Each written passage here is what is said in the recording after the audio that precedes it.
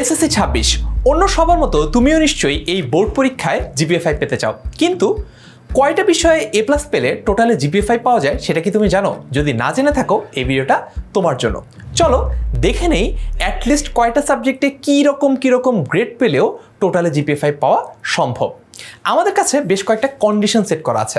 প্রথম কন্ডিশনটা হচ্ছে খুবই সিম্পল, সেটা হচ্ছে তুমি যদি সবগুলো সাবজেক্টেই এ প্লাস পাও তাহলে তোমার অবধারিতভাবে টোটালে জিপিএ 5 আসবে। সো এটা নিশ্চয়ই আর এক্সপ্লেন করার কিছু নেই। এখন যাই সেকেন্ড কন্ডিশনে। সেকেন্ড কন্ডিশন হচ্ছে তুমি মনে করো 8টা বিষয়ে এ প্লাস পেলা, কিন্তু 2টা বিষয়ে তুমি পেলা হচ্ছে এ মাইনাস, অর্থাৎ 60+ মার্কস। তার মানে বুঝতেই পারছো তোমার সবগুলো সাবজেক্টে এ প্লাস আসে নাই, কিন্তু তারপরেও এভারেজ করার কারণে টোটালে তুমি এ প্লাস পেয়ে যাবা, অর্থাৎ জিপিএ 5 পেয়ে যাবা। যাচ্ছি তৃতীয় কন্ডিশনে।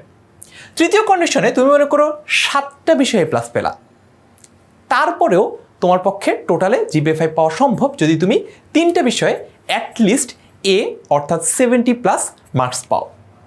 আশা করি এই ব্যাপারগুলো খুব সহজ করে তুমি বুঝতে পারছো। এরপর দেখে হচ্ছে কন্ডিশন 4। আরেকটু হয়তো বা কমপ্লিকেটেড মনে হতে পারে, বাট আমি তোমাকে সহজ করেই বুঝিয়ে দেবো। 8টা বিষয়ে তুমি এ প্লাস পেলা, দ্যাটস অল রাইট। একটা বিষয়ে এ পেলা অর্থাৎ 70+ মার্কস পেলা, তাতেও কিন্তু তোমার টোটালে জিপিএ 5 আসবে।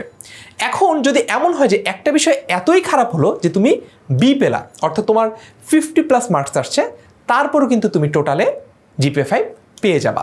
তার মানে বুঝতেই পারছো একটা পরীক্ষা যদি খুব খারাপ হয় আর একটা পরীক্ষা যদি সামান্য খারাপ হয়, এই দুইটা পরীক্ষা খারাপ হওয়ার সত্ত্বেও তুমি এসএসসিতে টোটালে জিপিএ 5 পেতে পারবা। যাচ্ছি পরবর্তী কন্ডিশনে।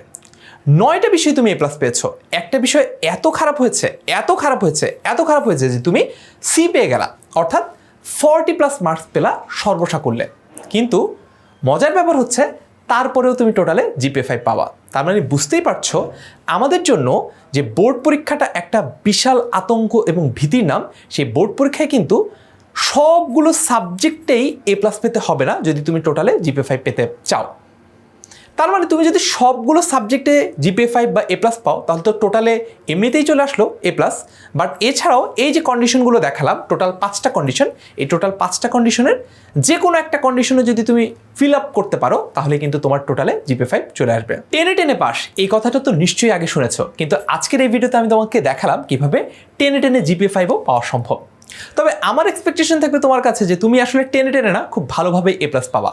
সেজন্য 10 মিনিট স্কুল পরিবার একেবারে শুরু থেকে এখন পর্যন্ত তোমার সাথে আছে, এবং এইচএসসি জার্নিতেও আমরা একেবারে শুরু থেকে শেষ পর্যন্ত তোমার সাথে থাকবো। বাই দ্য ওয়ে, কমেন্ট সেকশনে একটা লিঙ্ক পেয়ে যাবা, যে লিঙ্কের মাধ্যমে খুব সহজেই তুমি তোমার রেজাল্টটা এসএসসি চেক করে নিতে পারবা।